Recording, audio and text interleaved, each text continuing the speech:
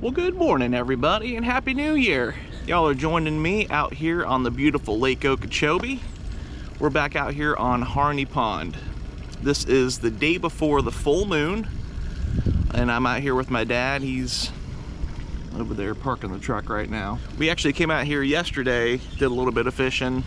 Had a bit of a slow morning, but we still caught about 25 fish total. So it wasn't a terrible day, but today we're gonna take another crack at it, and you're coming along.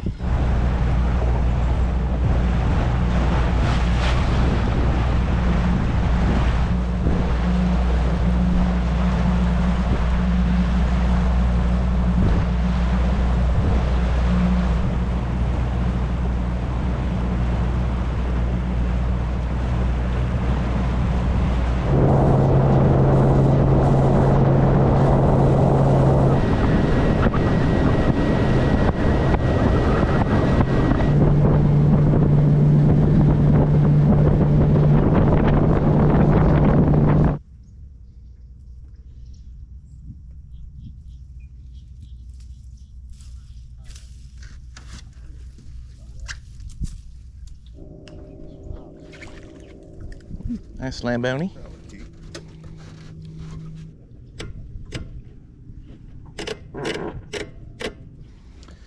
Slow start, but it'll pick up. Yeah. It's the way of the Harney.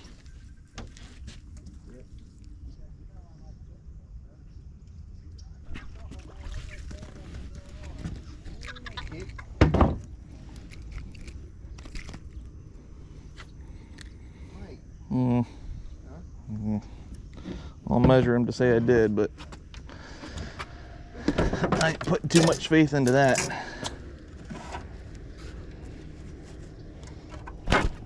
Oh, he's gone now anyway.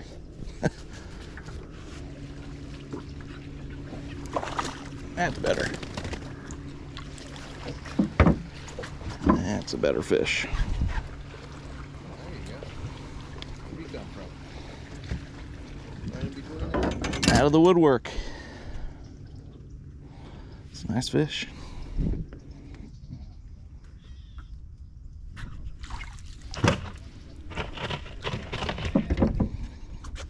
Here you go with that daggum color again. I'm sure there's nothing to it.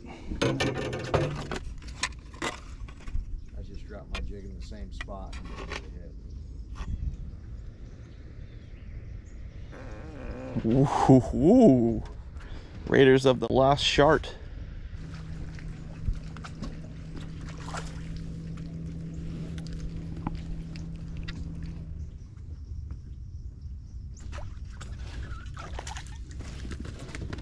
Keep.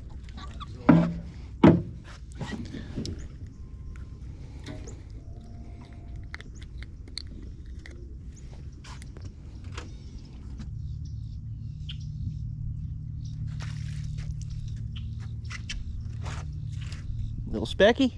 Yeah, little dinkaroomy.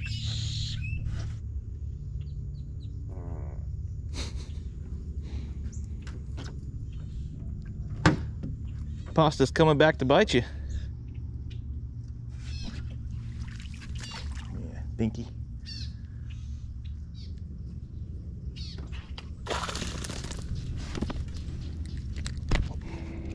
This fish.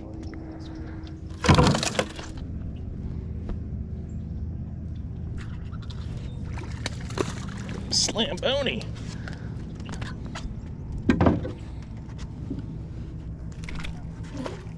Ooh, double slamboni.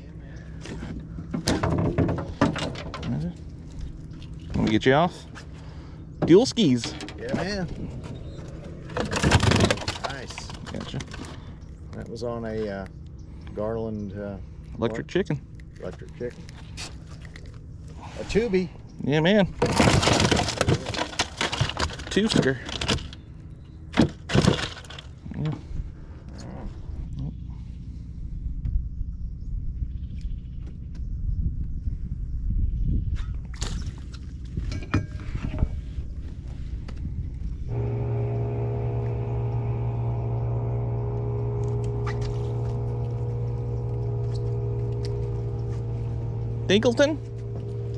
Man, Dickinson. Sit it here.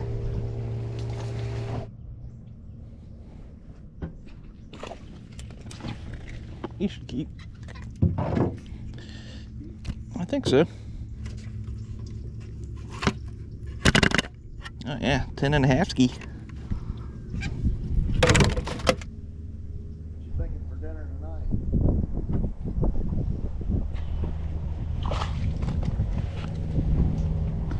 Well, that all depends on how quick we get our limit, I guess.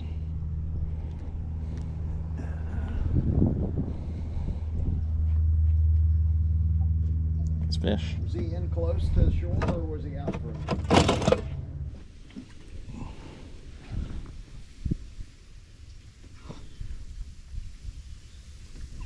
I just don't think you're gonna do, little fella.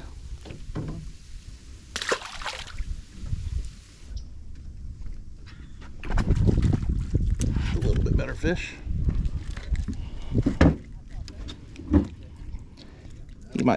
He might make the club there. I said he might make the club.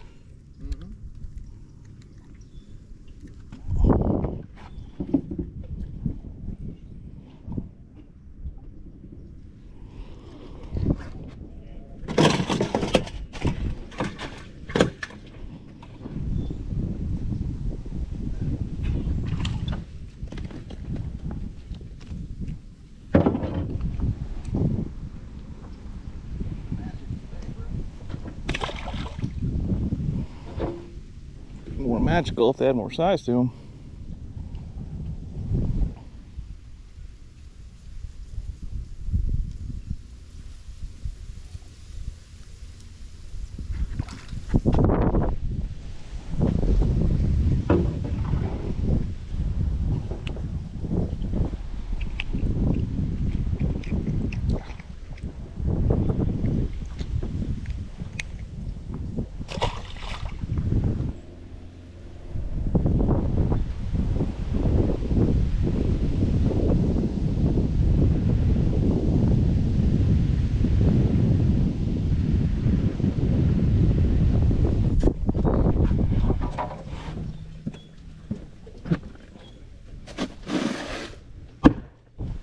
Nectar of the gods.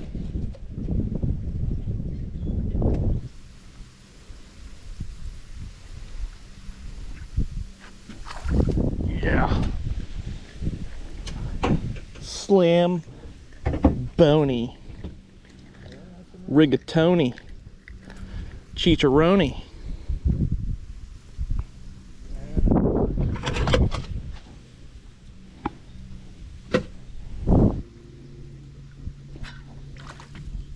My goodness, they get smaller and smaller.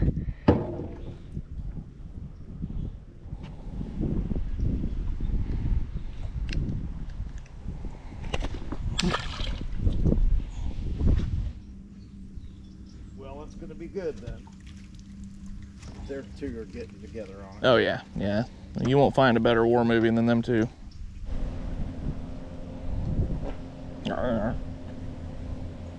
Oh. That's better. Return of the Slambino. Yeah. That's how we do.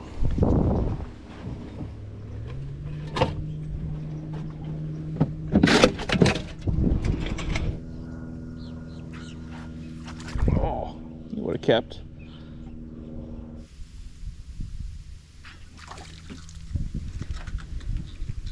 Good chance to show the old unHOOKum. He's hungry. Alright. Ain't nothing to this thing. Hopefully y'all can see this, but that hook's in the roof of his mouth right here.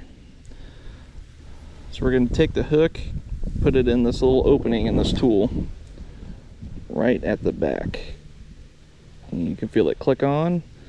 All you got to do is turn it 45 degrees, push down, pull out.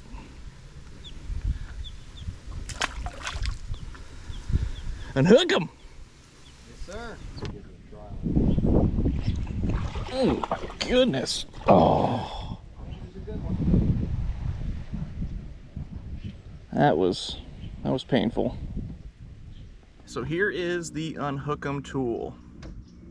Now, full disclosure, I am not affiliated or sponsored by unHOOKum. However, he is my uncle's brother, the creator of it. And I actually used to have one of these on my boat, but I think it flew out or I lost it or something. But these things are awesome. They're really best for taking out flies and fish, or even panfish like what we're doing here with specks, bluegill, fish with really small mouths. These are great tools because the tip of them, the stainless tip, is so small you can really get in and cinch those hooks out of their mouths. And as we continue fishing today, I'll use this for the deeper, the fish that have hooks deeper in their mouth.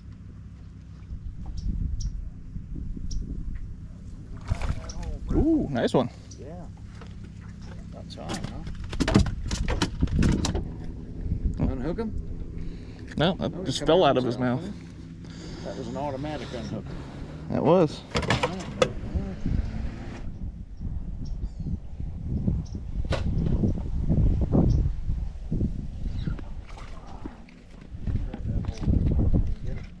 Huh?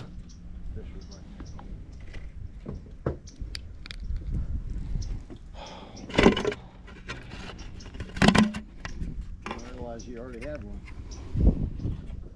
Yep.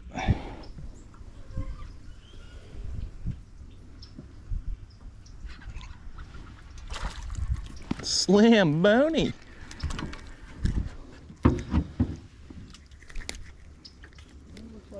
Another slammy.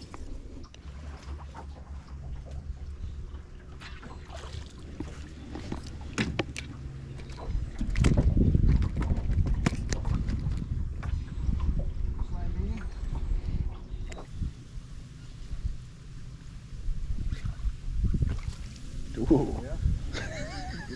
That might be the smallest one yet. Straight out of the frickin' spawning sack. Yeah.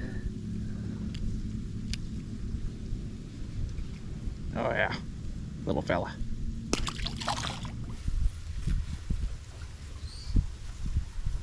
guess we could have anticipated with nasty weather. Yep. That might make it. But all these people fishing, they're, well, yeah.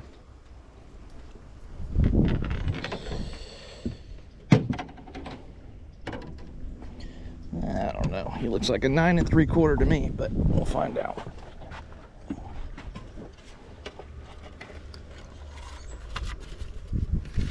Well, I'll be.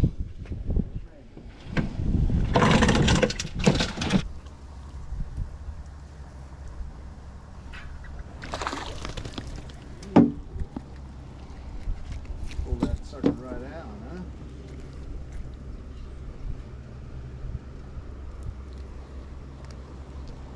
That'll make it. Yeah. Oh, you bugger. Slacking up, huh?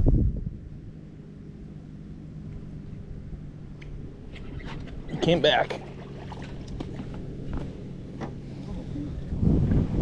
It's rare they come back for me.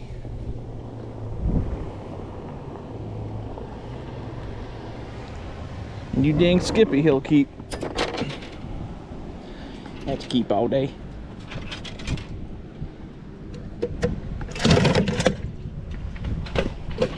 And a 20.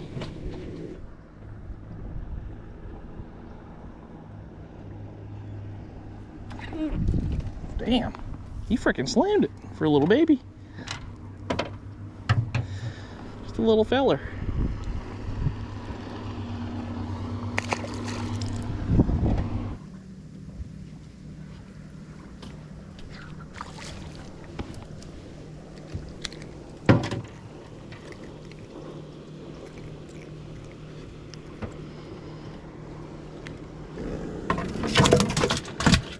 Hey, there you go.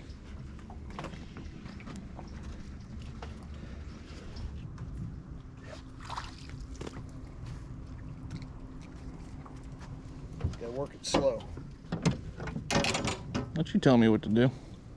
Just telling you. That's the way I catch fish.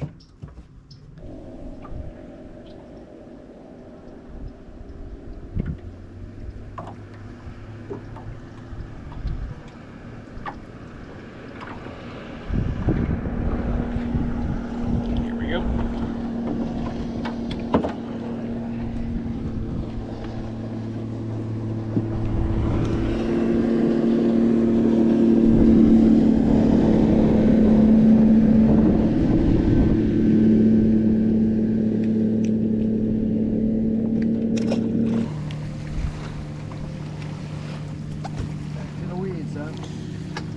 Yeah, I can only doobly it for so long.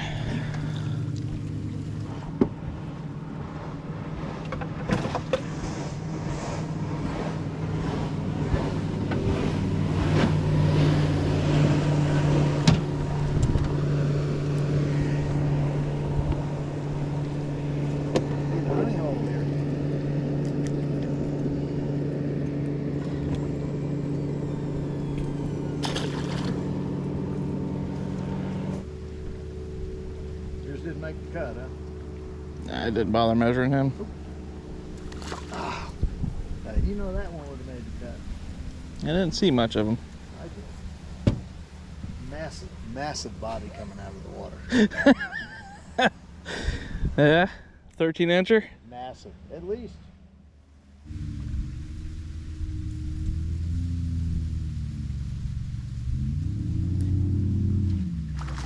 There you go. She's a keeper. Absolutely. Slabby? Under the pads, Brent, under the pads.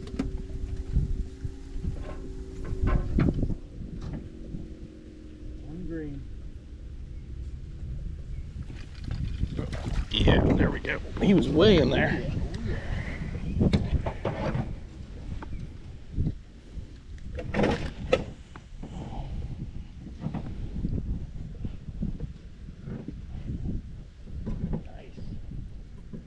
Yep.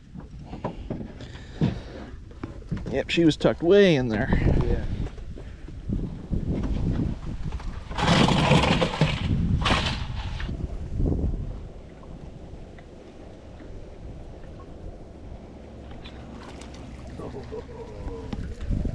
He was hungry. Fortunately, not hungry in the right size. Oh my goodness.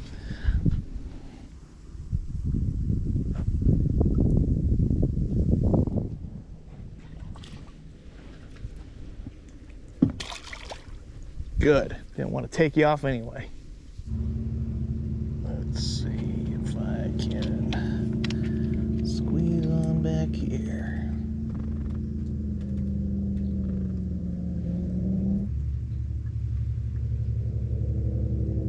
Oh, fucking bitch. So I will show you what we've been using throughout the day. I've been sticking primarily to this grape and orange bushy tail plastic, and my dad's been bouncing between a whole bunch of colors, haven't you? Yep. But primarily he's been on the old trusty 1100. Yep, that's the one. Is that what you're on right now? Yeah. Yep. So I think he tried some electric chicken. He got some good fish off that too. Yep. But yeah, we haven't been mixing it up too much. Right now they've died off. They're in sleep mode right now. But it is, let's see, 4 o'clock. So we've been out here since what, 8? Yep. Yeah. And we have approximately 30 in the cooler. Not a terrible day, but as you guys will see once I clip this together, we have caught an amazing amount of small fish today. And had all them fish been of size, we would have limited out pretty early, I think. But it's the way it goes sometimes. So I think we're gonna poke around a little bit more and probably call it. But anyway, that's that. So we're just gearing up for our fish cleaning setup. We've got about, I don't know, 50 or 60 in here. They're all stacked underneath that ice. But get this cleaned up, and we're gonna do some beer battered fish tonight. So I'm gonna show you guys how to make that in the kitchen. Yeah.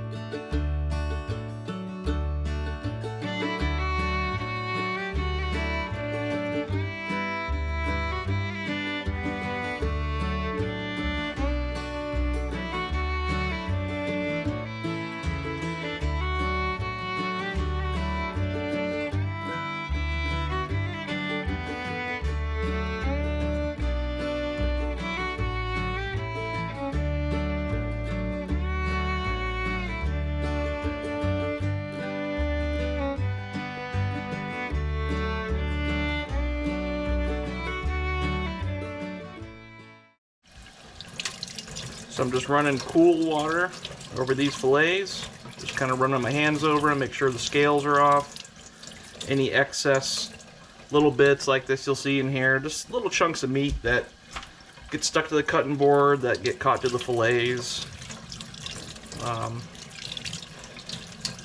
Yeah, nothing to it really.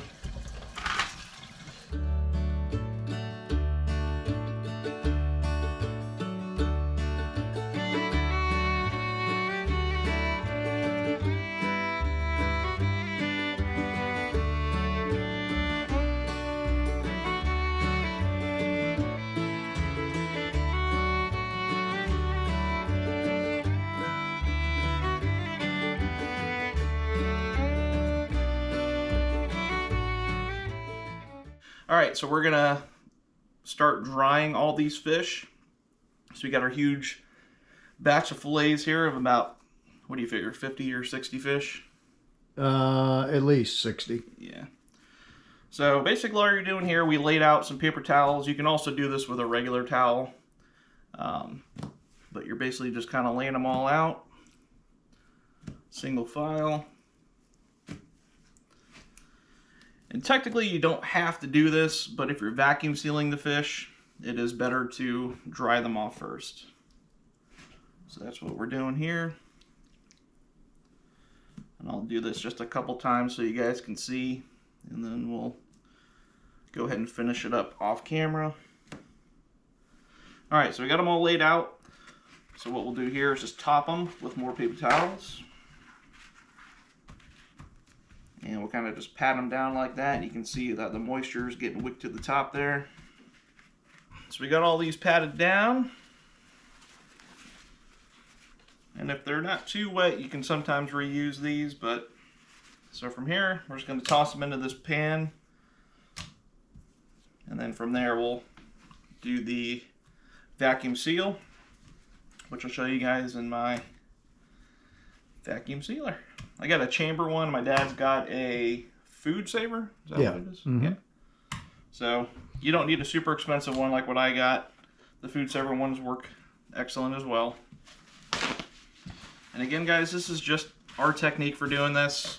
You know, if you got a different way of doing it you think works better, do it up. But this is how we do it.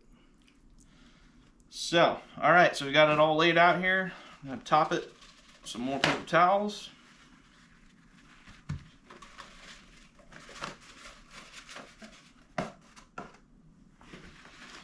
Go ahead and pat them down.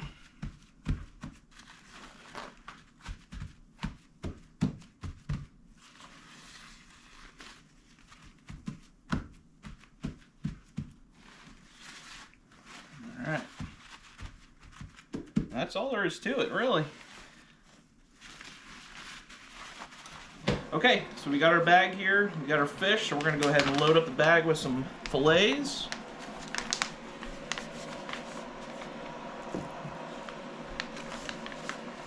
And you can put as many as you feel that you can fit in the bag.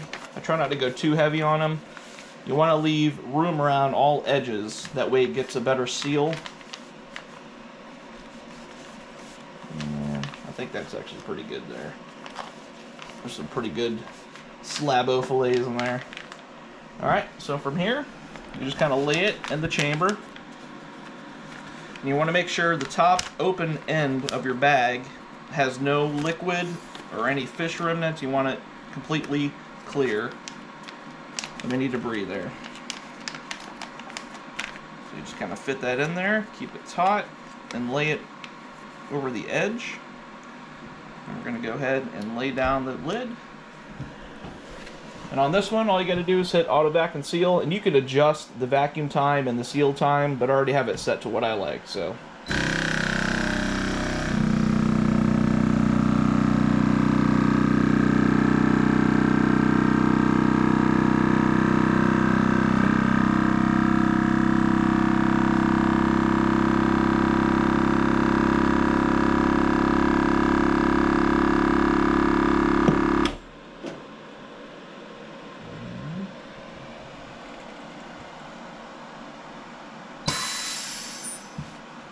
That. At that point, you can open it up. There you have it. The only other thing you want to do is make sure you date and label your fish. So we're going to go ahead and do that right now. And today is the 6th, 23. That's all there is to it. So if y'all want to see what 60 fish look like, there you go. Don't forget the ones we're cooking. Oh yeah, we still have the ones that we're fixing to cook up.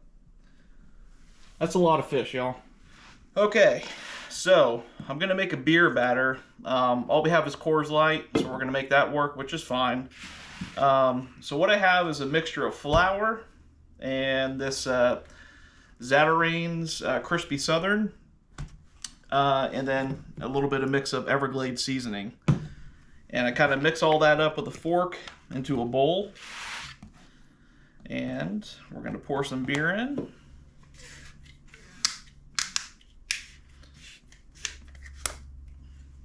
All right. You basically want to get it started. Start mixing it all together like this. And you really want kind of a not fully soupy consistency. Like right now you see it's all balled up into dough. Add more beer.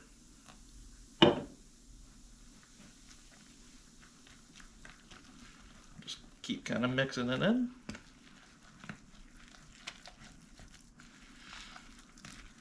You can see we're getting closer.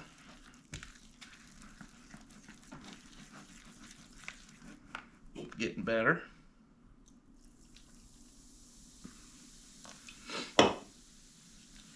My dad's squirming behind the camera right now because he don't drink. This is going to be the first beer he's had in how long? 4 or 5 years almost. 5 years? Wow. And you just kind of keep working that beer into all that flour mix.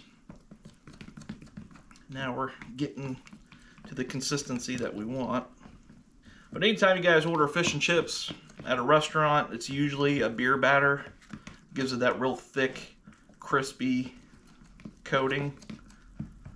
That's what we're doing right here. That's actually almost perfect thickness there. I don't think we need to add any more beer. It'll be a little bit more for you to drink then. Absolutely.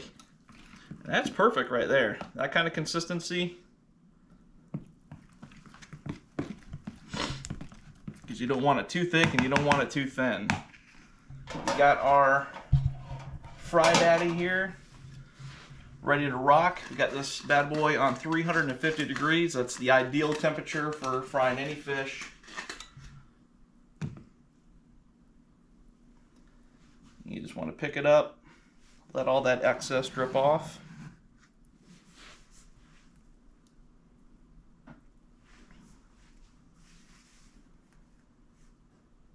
when you lay it into this grease, you want to fold it away from you. You don't want to have grease splashing on you. So that's pretty good right there.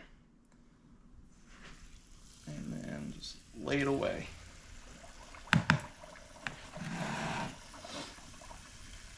We're just going to start with one here so y'all can see how it's done. And so usually with these fish, so this is brand new oil. So you're not going to get that real golden brown because it's brand new. After you've cooked in it a few times, actually really just once, you'll notice that your fish starts to look more golden brown. With brand new oil, it's sometimes it's deceiving because your fish, the batter looks so light. But typically with specks, they're not real big, thick fish. So I'll typically leave them in there, I'd say 4 to 5 minutes tops. Yeah, even 3 to 5 minutes, honestly. It just, you kind of gauge by the way it looks. But like this here. So how many would you put in a bat this size? So this size, I mean, you could probably fit, I probably wouldn't do any more than 5. And especially with beer batter, it's a little bit trickier when you're laying them in there. You don't want to stack them because then they get stuck together. And as far as different beers you can use for this, that's completely up to you. Like I said, Coors Light was what we had on hand. Some people say not to use like stouts, which I could see why that might not be a great idea because they're pretty bitter. But yeah, the darker the beer, the more darker the batter is going to be, obviously. All right, so this thing's pretty much done. So you can see that even with brand new oil, it's still got a nice golden brown to it. I left it in there probably a little bit longer than necessary, but that's what you're looking for right there. We're just going to top that with a little bit of Everglaze because that's how we do. That stuff sticks nice to the fillets, I gotta admit. Yep.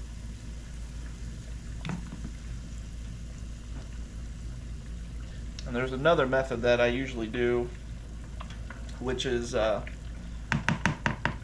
a bear fillet, you coat it once in flour, and we dip it in egg wash, and then we'll coat it in whatever breading we want. Which usually it's that Zatarain stuff. They make a couple really good ones that we like. But beer batter, it's really good. It's a little bit heavier, but it's good eating.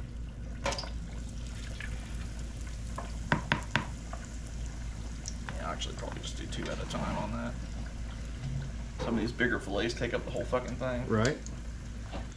Alright, so one extra little tip I wanted to share with you guys is when you're dropping this fish into the fryer, once it's coated,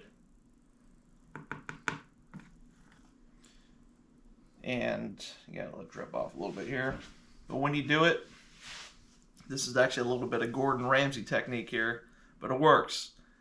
Because sometimes you'll see when you drop fish in here, it'll get stuck to the bottom of the basket.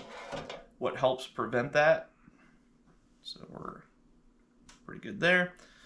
So when we go into the fryer, just kind of tease the fish a little bit. Kind of go back and forth with it. Just like that, and then drop her in. And that's going to help that fish not get stuck to the bottom of the basket. Alright guys, so we're going to kind of finish up cooking here. Let's do a taste test with old Don Z. And some of that beer batter crappie. A little ketchup on this one. You got to have the ketchup. That's how we do. Doggies, that's some good stuff.